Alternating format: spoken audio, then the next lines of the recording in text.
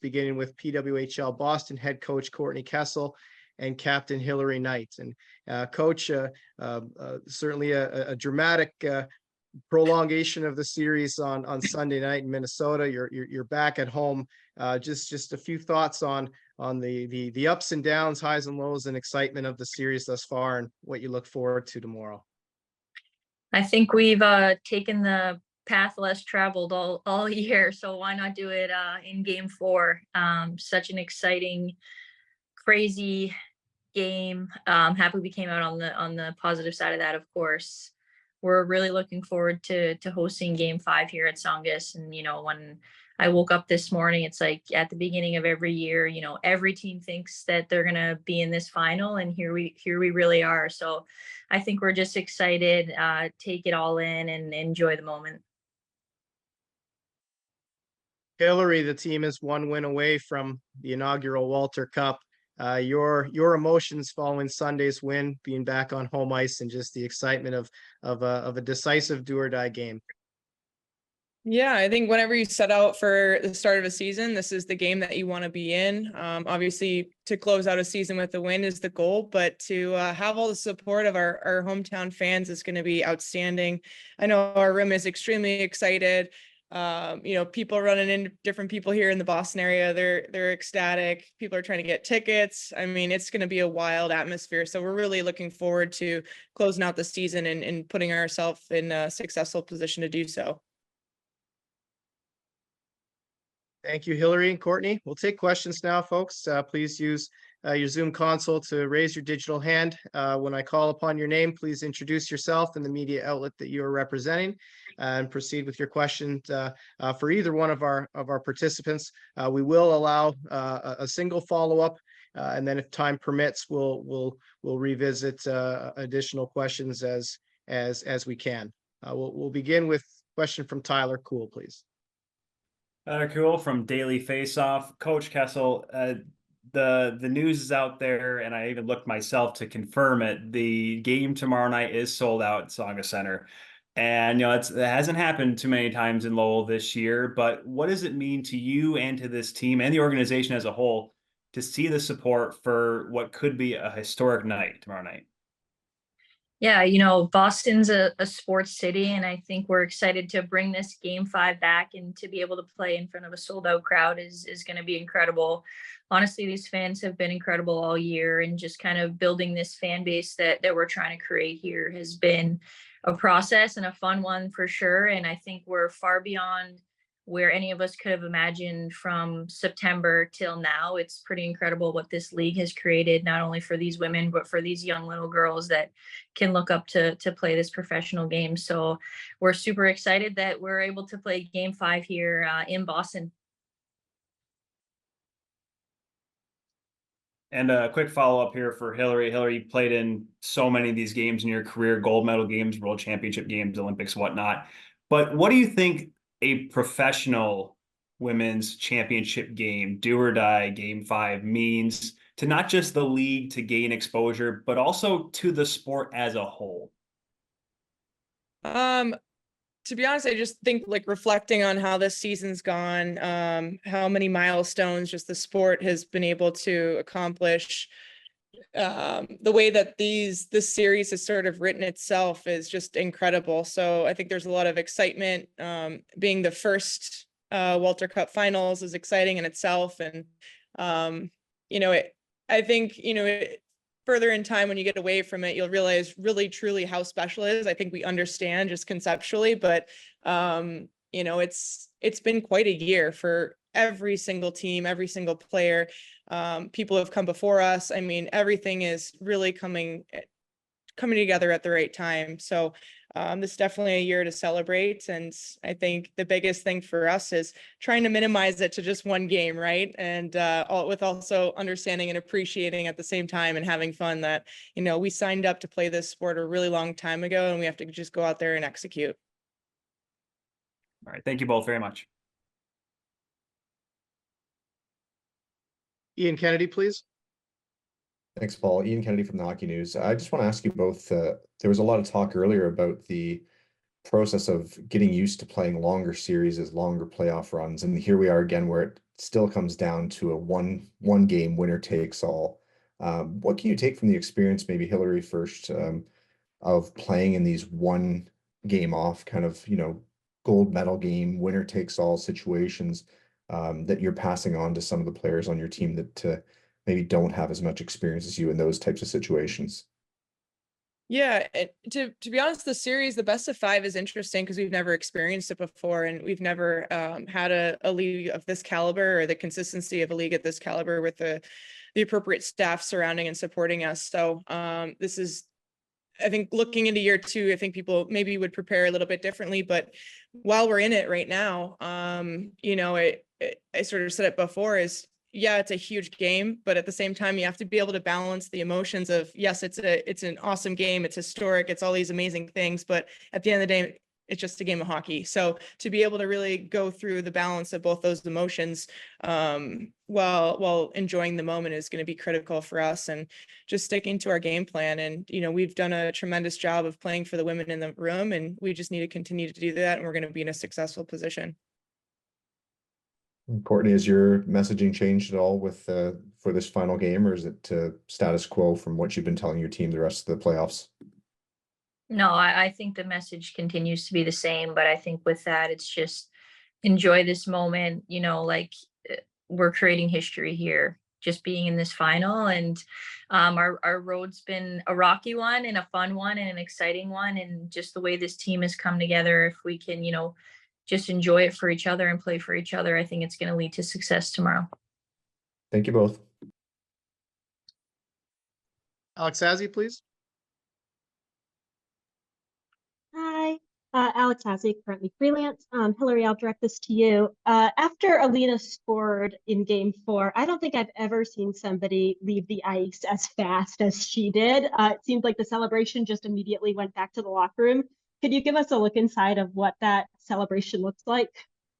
Yeah, you saw the roller coaster of emotions, I think, whether you're on the ice or in the building, on fans' faces or whatnot. But yeah, we were just ready to pack it up and bring the show back to Boston. I think that's what the whole celebration was about. Obviously, it's a huge goal for us and kept us alive another day to be able to fight for this title. So, it was I think it was a great celebration. So, I think we got a little bit of a flack from the officials there being like, we still have to review the goals, but I think we were all pretty certain that it was in. And then one follow-up from me. I know the Walter Cup was in the building that was Sunday night. I'm curious if you got a look at it. I don't know if it was within view. All right, No. Thank you.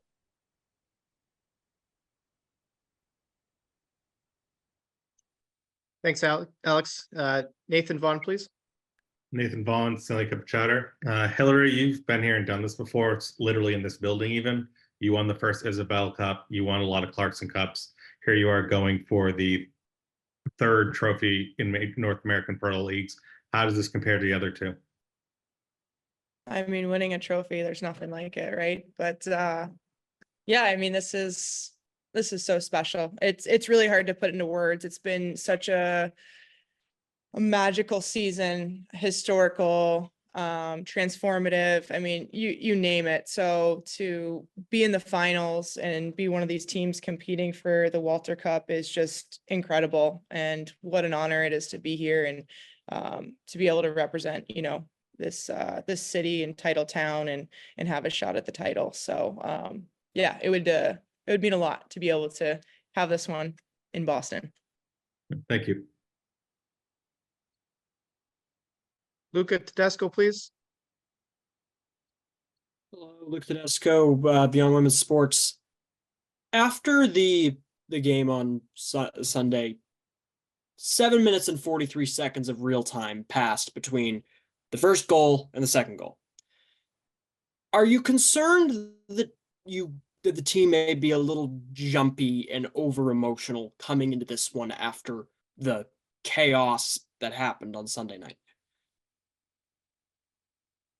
If you've watched our season, I think we're ready for the chaos, and we embrace it and we run with it, and we play better under the craziest situations when our backs are up against the wall. So I think it's just another moment in history for us to come out with that win, and we got one more in us.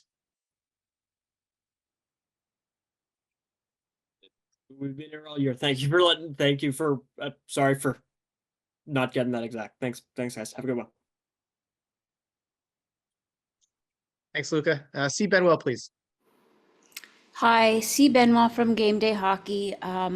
First question for Coach. The 5-game series and even in games are often coaching battles and making adjustments, and the coaches going head to head as much as the players.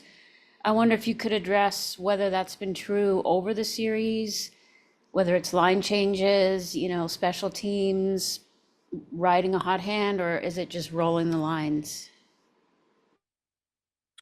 I mean, I think a little bit of the game goes toward the coaches for sure, but at the end of the day, I think, every team, works so hard to be at this point in their year. And I think your X's and O's, they're pretty solidified in your habits and, what your team's, goals and objectives are. I think they're pretty set in stone. And I think you go out there and whoever performs the best, or, sometimes it's a little bit of luck. And I don't think that special teams, obviously both Minnesota and us have struggled on the power play. So it's pretty rare and unique to see two teams that were at the bottom of the power play for the entire year be sitting in the finals right now. So I think it's hats off to these players. And I think whoever comes out with the most heart and wants it, it's going to win that game tomorrow. Thank you. And then just a follow up for Hilary. On the bench as players, is there a lot of talking about making adjustments or things that you're seeing, the game within a game? Thank you. Yeah, definitely. Players, I mean, we just communicate, as necessary, and even over communicate sometimes, and calling out different stuff that we see from the bench to people around the ice. And, communication, I think at this level is key, and obviously being able to adjust and adapt when appropriate and necessary is going to be important, and something that we've been able to do. Thank you. Alexis Canes, please. Alexis Canes, Penalty Box Podcast. My question's for both of you. Minnesota thinks they've scored. They all celebrate, they take off all their gear, and then it's called back. From a coach perspective and from a captain perspective, how do you kind of get your team's mindset back on the game after such an emotional roller coaster that just happened? Like, how do you get back in the game?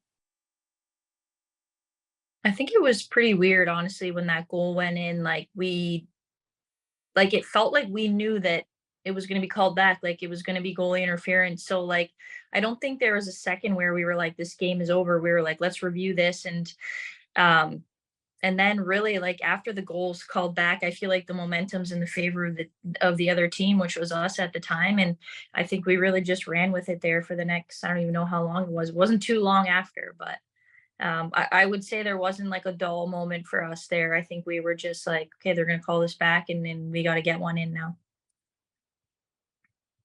And then Hilary, same to you, just from a captain perspective. Yeah. Honestly, I think everyone was just collecting themselves, getting ready to play when the puck dropped. Obviously you never know how a call like that's going to truly shake out in real time, but I think the general sense was that, we thought it was goalie interference, and we were hoping that the call would fall the right way for us, and it did. And whenever the puck was going to get dropped again, we were ready to get back after it. And that's taking advantage of that momentum, as Coach said. Thank you both. Scott McLaughlin, please. Scott McLaughlin, WEEI. Hilary, I'm sure you've heard from a lot of people during this run. I'm wondering if there's anyone that's surprised you or stood out, or any message that stood out. Yeah. I heard from a lot of people for sure, but just a lot of encouragement, and people who are cheering from afar and whatnot. But yeah, it's been a wild ride, and something that a lot of us will always remember the way that we scratched back and put ourselves in this position and got a good few bounces on the other end to be able to continue our season and fight another day. And so we've had a number of different text messages and stuff just supporting us and cheering us on, and truly feeling like the underdog. And it's been a lot of fun so far. Thank you. Jack Averden, please.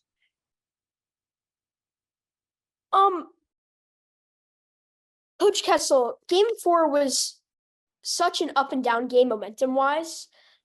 Whether that came to Minnesota scoring and then the goal getting called back and then Mueller sending it back to Lowell for game 5. With all these momentum shifts, how will your team retain that momentum and spark at the start of game 5? Yeah, I think it's really important that we come out fast and physical and stick to our game plan, like right off the hop. I don't think, Minnesota's a team that thrives on transition and their quick entries, and we can't give them that from the beginning. But I think from a momentum standpoint, listen, like both teams are going to be fired up. This is game 5. These are professional athletes. If they're not ready to go from the drop of the puck, then they probably wouldn't be here. So I think both teams are going to be revving on all engines and just ready to go. So I think, like I said, whoever plays with more heart and wants this, I think is going to take it home. Thank you. Thank you, Jack. I don't see any more hands raised, but we do have time for more questions if there are follow-ups or welcome new questions in the remaining time we have with Courtney and Hilary.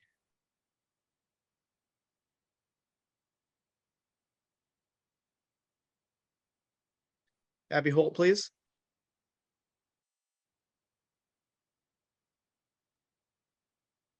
Abby, you can unmute your mic and proceed, please. Yeah, sorry about that. I had a little trouble finding it. Hi, friends. This is Abby Holt with Boston Women's Sports. Coach Kessel, you were talking about playing with heart, and it was interesting. I was listening to the Minnesota coach give his speech in the locker room, and he was talking about like controlling emotions. And I'm curious, what does heart mean for you? Can you tell us a little bit more about that? Yeah, I think heart is when your legs are tired, you dig deeper. When you feel like you're fatigued, you find another level because you're playing for these, 23, 26 sisters that you've worked beside from day one, and you're just willing to battle it out no matter how sore, how tired you are. Like if you need to back check, you're going to find something in your legs to get that back check in and just really bear down. Thank you. Really appreciate it. Chris Donkin, please. Hey there, Carissa with CBC Sports in Canada. Thanks for making the time to do this. Just wanted to ask you about Alina Mueller, and obviously scored that big goal in the last game. It feels like she's been playing on the international stage for like 20 years or something, but she is actually a rookie, which is hard to believe. Wondering if either of you could talk about why you think this transition's been so smooth for her. Like, what is it about her on the ice, off the ice that has made her just sort of fit like a glove in this league?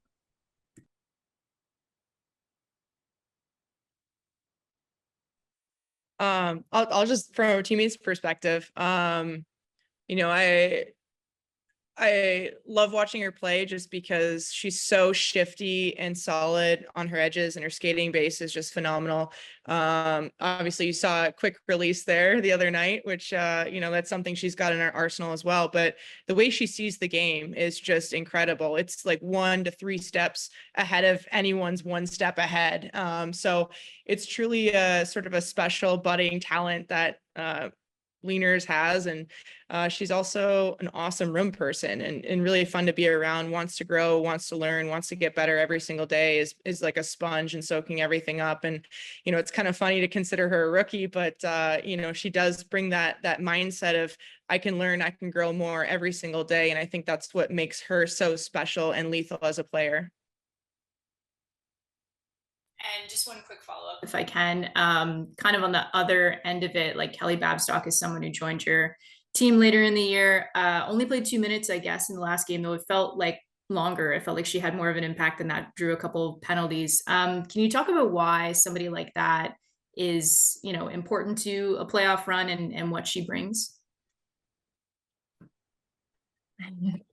Yeah, I think, you know, obviously calling Kelly, like our initial thought was like, hey, can you be a reserve and fill in? And we had some bodies go down, and listen, like she's the leading point scorer at Quinnipiac. I think she still holds that record. So just a phenomenal hockey player, great IQ, so much poise with that puck. And I think, you know, she's filling a different role than she did when we had a few bodies go down. But I think we know that when we put her out there, we can count on her to make a smart play, to break the puck out, and maybe to stir things up a little bit. Thanks. Take one more from Jack and one more from Nathan to wrap this session. So Jack, you can go ahead, please. For Hilary, kind of like the last question, but Kelly Babstock has been what feels like a teammate force and such an asset to this team. How did her words, and even if she only played 2 minutes, how did her words and support influence the game for a win, whether it was on the bench or on the ice? Yeah, you know, everyone's got their own role to play in a team, and specifically, I don't know if you watched that clip on social that the account posted, I don't know, a couple days ago, but watching that, you know, it just brings tears to my eyes, just because like Kelly to us is so special. She's like that it factor for us in the room, and obviously has a presence when she gets on the ice. But to have someone show up every single day with you know, a heart full of love and a tank full of energy, to be able to infuse that into the group is just so special and so tremendous for us. So it's been such an amazing add for our team. And really, if you consider when she was added and the impact that she's had, she's really infused some juice into our squad, which is awesome. And you know, you talk about a room person, she's a great room person as well. So really happy and fortunate to have the opportunity to have Kelly a part of Boston. Thank you. Go ahead, please, Nathan. Quick follow-up on their question, then my real question. How common was her on-air F-bomb in that locker room on a daily basis? First time I've ever heard it. Okay, we'll stick to that. Got it. My real question, what's it like having a goalie that's playing the way like she is in Aaron Frankel going into a deciding game 5 like this, especially after that second overtime when you got to be relying on your goalie to let you make the plays? If you could speak to where your head's at with her going into this final game. She's been absolutely incredible. I think nothing short of what our expectations were. Either we picked her up in free agency knowing that she's, you know, one of, if not the best goalie in the world, and she's proven it. And I who said that quote? Was it Kreider that said, you know, you make your money in the season, but you make your name in playoffs? And the Green Monster, I think that's her name, and it's pretty iconic to this city. And so I think it's incredible, and she's really risen to the occasion. And to know that, you know, you have a goalie you can count on every single night has been incredible. But I also know as a team, we're going to stand up in front of her and play tomorrow night.